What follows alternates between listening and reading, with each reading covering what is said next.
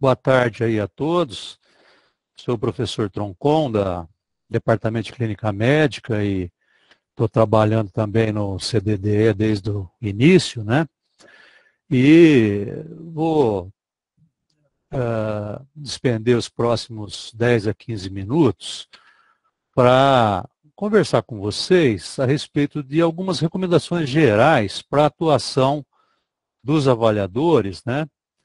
Nesses exames estruturados de habilidades. Ok?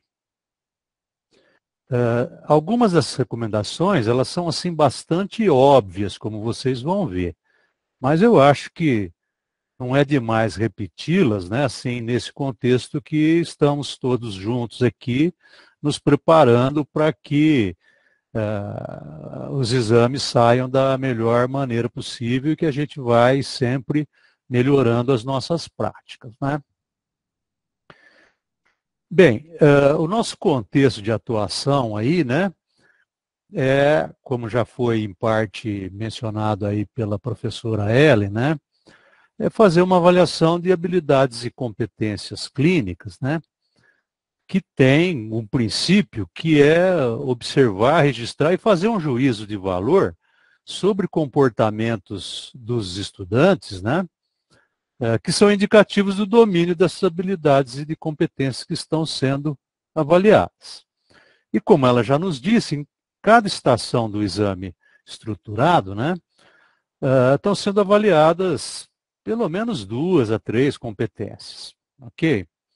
E em cada estação, você tem essa situação que é solicitado para o avaliando cumprir uma tarefa com um paciente, né? E o avaliador observa. Ok? Bom, as instruções, elas são as mesmas para todas, elas foram elaboradas assim com bastante capricho para serem claras e inteligíveis, né? O nosso paciente, seja o paciente real, mas muito frequentemente serão utilizados pacientes simulados, pacientes padronizados, né? Eles recebem um roteiro para a atuação deles, um script, eles são treinados. E o avaliador, ele também vai trabalhar não assim ao sabor do que vem na cabeça dele, mas balizado por uma ficha de avaliação que é chamada de checklist, né? Nós vamos falar um pouquinho dela daqui a pouquinho. E também ele recebe um roteiro, recebe algumas instruções, né? Bem, e como já foi dito também pela professora Ellen, né, quer dizer, a expectativa é que o paciente sempre desempenha do mesmo jeito, de uma forma padronizada, né? E também que o avaliador sempre atue da mesma maneira e que o único fator de variabilidade seja a diversidade de desempenhos do avaliado, né? E contribui muito para isso realmente a atuação do avaliador. Bom, a maioria de vocês que estão aqui, se não todos, né, preenche essas condições aí que a priori são desejáveis. Tem alguma expertise no assunto que será a situação daquela estação, né, que é o conjunto de tarefas e o conjunto de habilidades e competências, né, o conteúdo e assim por diante, né. Deve ter também alguma familiaridade com as tarefas clínicas que serão solicitadas, né? Seja uma tomada de história, seja uma orientação, seja uma comunicação, seja um procedimento, seja exame físico, raciocínio clínico, etc. Né? E tenha alguma familiaridade com o método, né? Vocês tiveram aí a disponibilização aí de alguns vídeos que fala sobre o método, né? E eu acredito que muitos de vocês também já tiveram uma participação prévia, né? E isso ajuda bem a entender o que é isso que nós estamos falando, né? Mas uma coisa que é óbvia, né? Precisa ter disposição, precisa ter boa vontade para trabalhar, né? Tem que se munir disso aí da melhor forma possível, né? Bom, também antes, né, a partir de hoje, por assim dizer, né, bem antes então, desejável que cada um de vocês se informe sobre as condições do exame, né? Que dia, exatamente os horários, qual que é a duração esperada, que local que eu devo me dirigir, quantos examinandos eu vou ter que expressar meus juízos, né? E proveu disponibilidade de tempo para trabalhar, né? E aí eu enfatizo duas coisas. Um é a pontualidade, porque vocês devem já ter essa ideia que a montagem de um exame estruturado de grande porte, aí, 10 estações, 5 réplicas para 200 estudantes, é uma operação de guerra, né? E que demora. E quanto mais a gente vai atrasando e não vai respeitando o horário, a gente vai complicando a vida de todo mundo, por assim dizer, né? E também está aí completamente liberado de outros compromissos, né? Quer dizer, não esperar, às 10 horas eu tenho que sair para fazer um telefonema, ou entre 9h30 e 10 alguém vai me ligar para ver não sei o quê. Tem que estar lá por conta da tarefa de trabalhar como avaliador, né?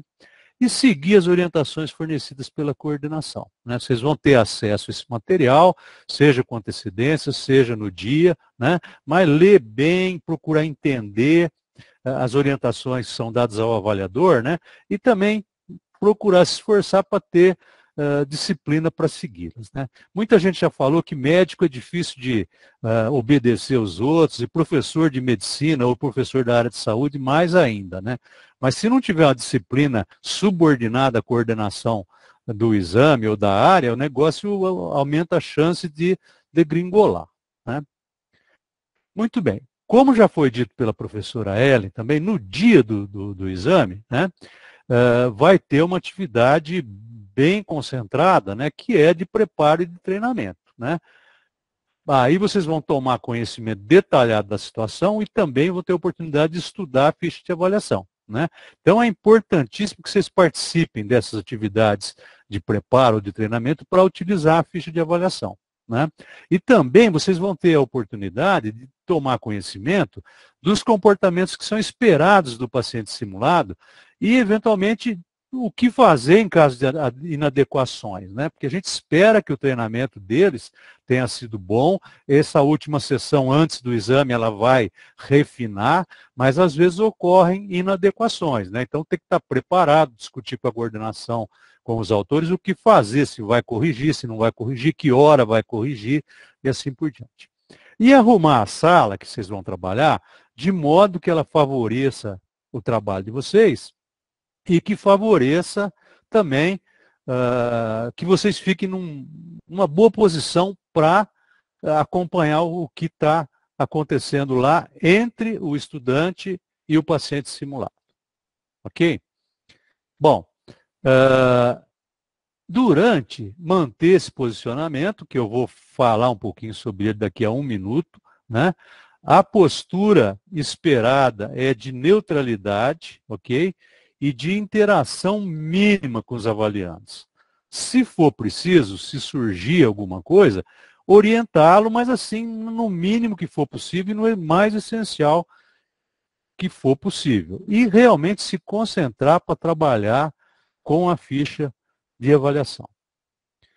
Essa é uma fotografia que eu trago para vocês aqui de um exame de certificação profissional de médicos que eram graduados fora dos Estados Unidos até 2004, né, que tinha o board, né, que examinava os estrangeiros, e usando um exame estruturado igual a esse que vocês vão participar. Então vocês veem, né, que está aqui o candidato trabalhando com o paciente e a avaliadora ela está fora da sala. Ela está vendo por um espelho falso e está ouvindo, ok? Essa é uma situação um pouquinho diferente do que nós temos aqui, que o avaliador vai ter que ficar dentro do consultório, dentro da sala que será a estação, né? Então a gente tem que se posicionar e organizar as coisas da forma que for mais conveniente, né? E esse tipo de situação ilustra bem a necessidade, assim, de você estar concentrado na ficha de avaliação, você não interagir com o avaliando, né, enquanto ele está desempenhando as tarefas, e a posição de postura, melhor dizendo, de neutralidade. Ok? Bom, mostro para vocês aqui um apontamento que eu fiz alguns anos atrás, quando eu fui convidado para observar o que estava acontecendo nas estações de um exame estruturado, né? E que é uma situação completamente incorreta. Veja bem, ó, logo na entrada tinha uma cadeira, né? Logo que eu entrei atrás do estudante, eu já vi que tinha, parece com um coletivo lá atrás, que era o avaliador reserva e um paciente reserva na mesma sala, né? Eu quase tropecei nessa cadeira e o avaliador, toda hora, ele se movia aqui para pegar as coisas dele que estavam nessa cadeira. Então, vocês têm que procurar evitar que isso aconteça na sala que será a estação que vocês estarão trabalhando, ok? Bom, e sugestão de um posicionamento correto, né? Você tem aqui o estudante trabalhando com o paciente, você fica mais atrás dele, ok? A menos que você tenha que observar a expressão facial, mímica, contato visual, e isso você já vai saber, né, pelo exame da ficha de avaliação, ok? Mas se não tiver, se você puder fazer um bom juízo, simplesmente observando o que acontece e ouvindo bem o que está acontecendo, vendo bem o que está se passando, é o desejável. Ok? Então, essa é uma coisa que o avaliador vai ter que providenciar aí em cada sala, em cada estação, né? Bom, voltando de novo, né, para aquelas recomendações de neutralidade, né, e para a interação mínima com os avaliandos, né, tem alguns desafios. Tem algumas estações, em geral são estações ou de procedimento, ou são estações de exame físico, que o estudante ele é orientado a fazer e enquanto ele faz, ele fala o que ele está fazendo ou ele fala o que ele está encontrando, principalmente o que ele está encontrando, achado, por exemplo, de exame físico, né? E essas estações, né, ela traz dois desafios, né? Ou mais, três. Um é não entender o que foi falado, né? E ter que falar para o estudante, fala mais alto, repete, e aí você vai interagir e às vezes essa interação não é desejável. A outra é você tender a reagir com mímica facial ou com linguagem corporal, expressando o entendimento, concordância ou discordância, e isso afeta o desempenho do avaliando, né? E principalmente, né, é comum que você faça o seu juízo, você tenda a avaliar o que ele, ela ou fala e não presta atenção no que ele ou ela de fato faz. Então, esse é um desafio para quem for trabalhar numa estação que está orientado do estudante falar, ok? Bom, o que mais? Né? Outros desafios, né? É reconhecer o estudante com quem o avaliador tem maior proximidade, né? Então, não é a hora de conversar, de puxar papo, de perguntar como foi nas outras estações, o que está achando da prova. É o máximo de descrição, o máximo de novo, neutralidade e interação mínima com os avaliandos. Bom, o principal da tarefa, né, de vocês, ou nossa, né, porque às vezes, frequentemente, nós participamos também, né, é concentrar na ficha de avaliação.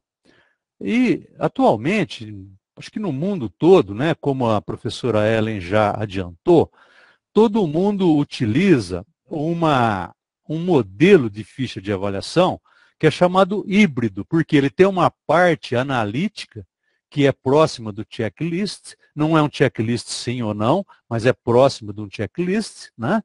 E uma outra parte que é a chamada parte holística, que é a avaliação global, né? Muito bem.